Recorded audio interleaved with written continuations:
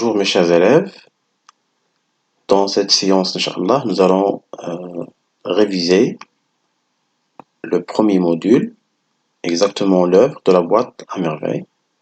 Nous allons voir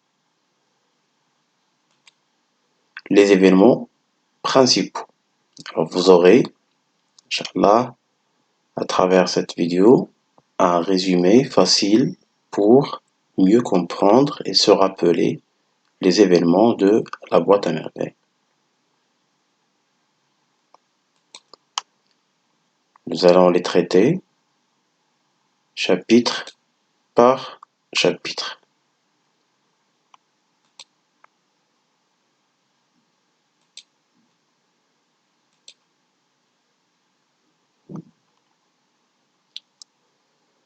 Alors, au début, la boîte à merveille, ce roman s'ouvre sur une description du lieu de Tachouafa, la description de la maison de Tachouafa et de ses habitants. Après, le narrateur va parler de l'école coranique que fréquente le protagoniste, ça veut dire le personnage principal, Sidi Mohammed. Sidi Mohammed avait l'habitude de visiter l'école, le Msid, de manière quotidienne. Après, il va parler de la scène du bain mort, où sa mère l'emmène. C'est un récit des péripéties du bain fait par la mère aux voisines. Nous avons vu que directement après son retour du bain, ou le lendemain plutôt, de la séance du bain, la mère du narrateur va trouver du bonheur de raconter ce qui s'est passé dans le bain. Après, le narrateur va nous parler de la dispute de la mère avec la voisine Rahma. Parmi les conséquences de cette dispute, le narrateur va s'évanouir à cause de des scènes violentes qu'il a vues.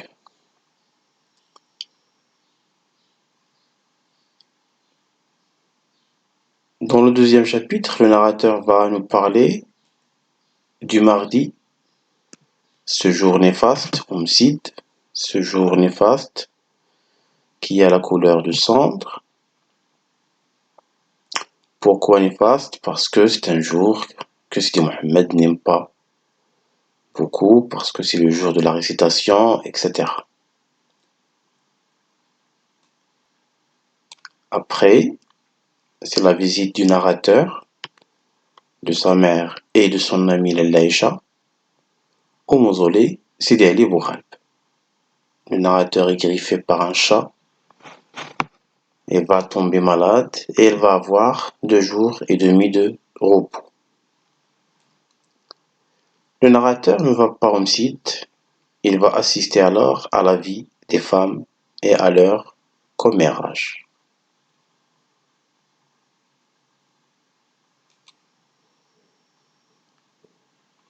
Le narrateur va nous parler après de la visite de Délice le Teigneux. C'est un apprenti de son père.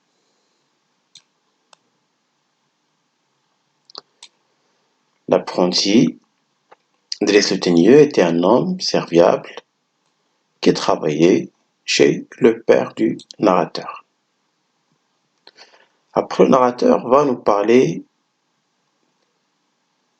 du vendredi homicide.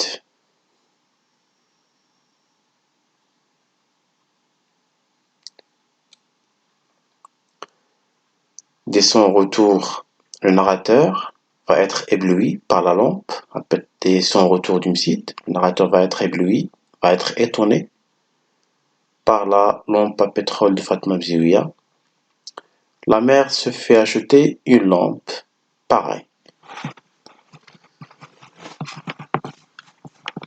Le narrateur va nous parler après de la disparition de Zineb, la fille de Rahma.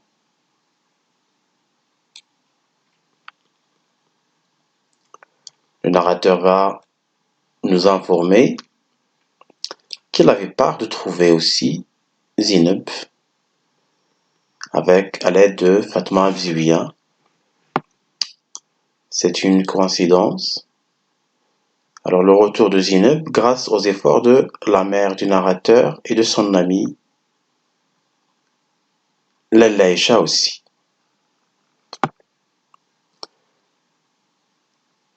La célébration par les parents du retour de la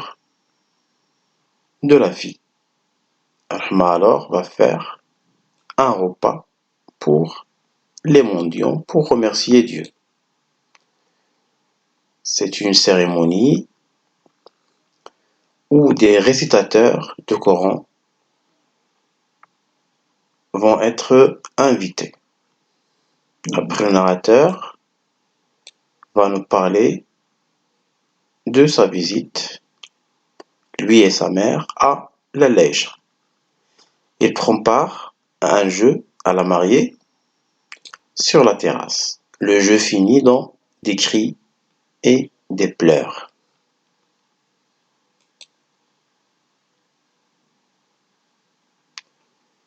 Le narrateur va nous parler après des mésaventures de Moulay Larbi quand il était dans la maison de Laïcha. Alors, le mari de Laïcha avait des problèmes avec son associé Abdelkader. Le narrateur va nous parler après des histoires de Abdullah l'épicier. Le père du narrateur va raconter des histoires. C'est un récit enchâssé de Abdullah l'épicier à son fils. Abdullah l'épicier, c'est parmi les personnages qui nourrissent l'imagination de Sidi Mohammed. Le narrateur va nous parler après de l'Ashura. Le msid était orné et astiqué.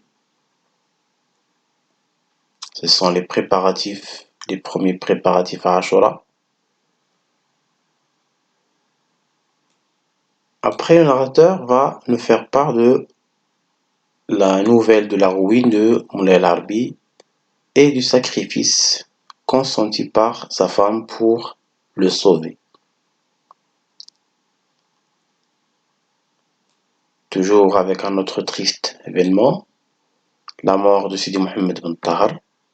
C'est une scène de pleurs et de chants funèbres. Le narrateur, ayant peur de mourir, tombe malade. Le chat de Zineb vole au narrateur sa chaînette. Le narrateur va avoir des petits conflits avec Zineb. Toujours dans le cadre des préparatifs, nous allons où les élèves vont nettoyer et faire la réfection du site pour la célébration de l'Ashura. Après, la mère va emmener le narrateur à la Qessaria pour lui acheter un gilet neuf et du tissu pour la chemise, qui va porter bien sûr le jour de Ashura.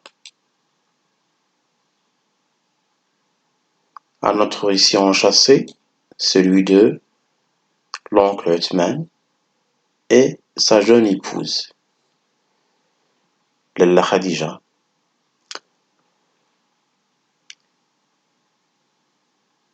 Toujours en se préparant à Ashura, le narrateur va nous parler de jeux des enfants à l'occasion de Ashura.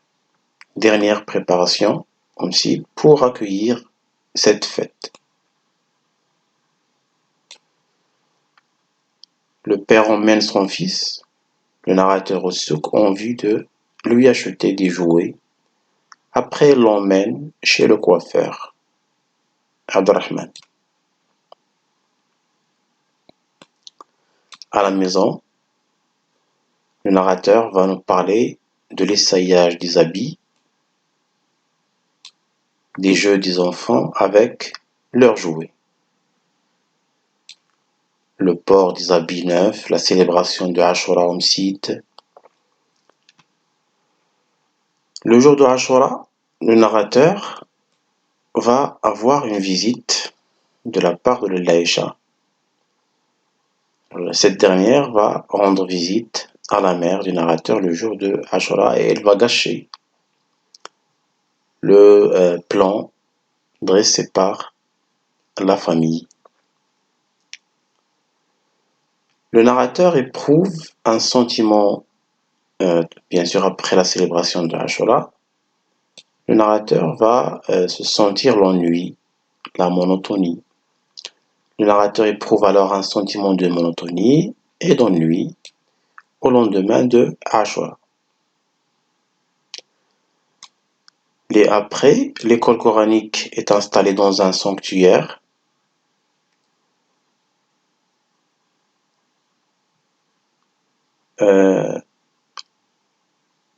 Ce changement de lieu a eu des effets positifs sur la santé du narrateur. Le père emmène le narrateur et sa mère au souk des bijoux. Il avait l'intention de lui acheter des bracelets en or. Que va-t-il se passer après?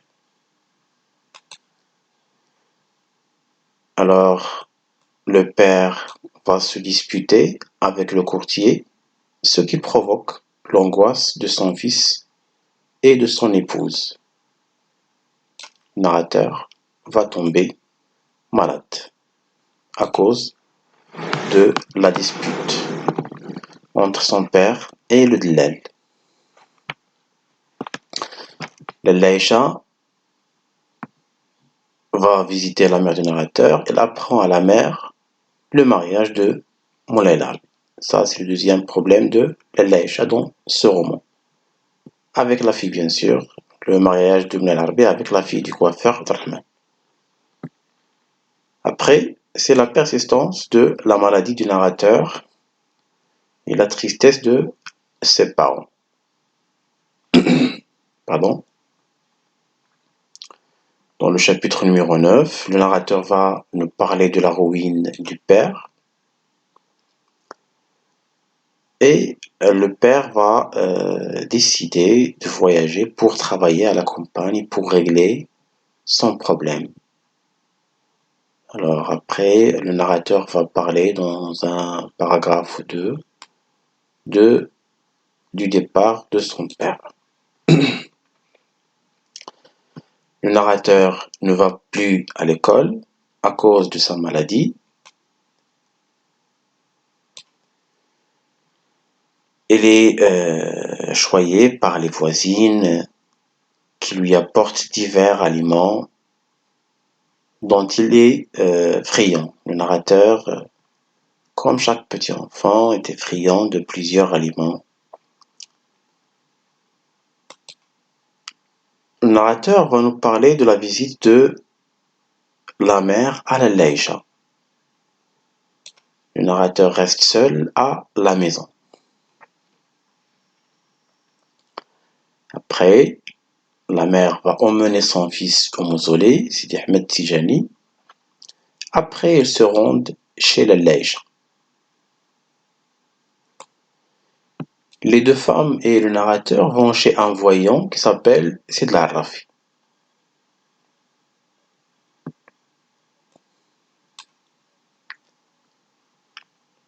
Après l'événement de Sid al-Rafi, le narrateur va nous parler de l'arrivée d'un messager de la part du père.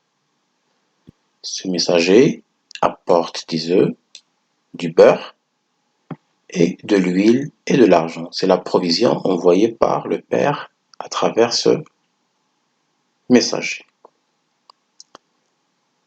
Le narrateur va nous parler après de la visite de la mère et du narrateur à l'Aïcha qui s'est réconcilié avec son mari à l'aide bien sûr de Salama la marieuse.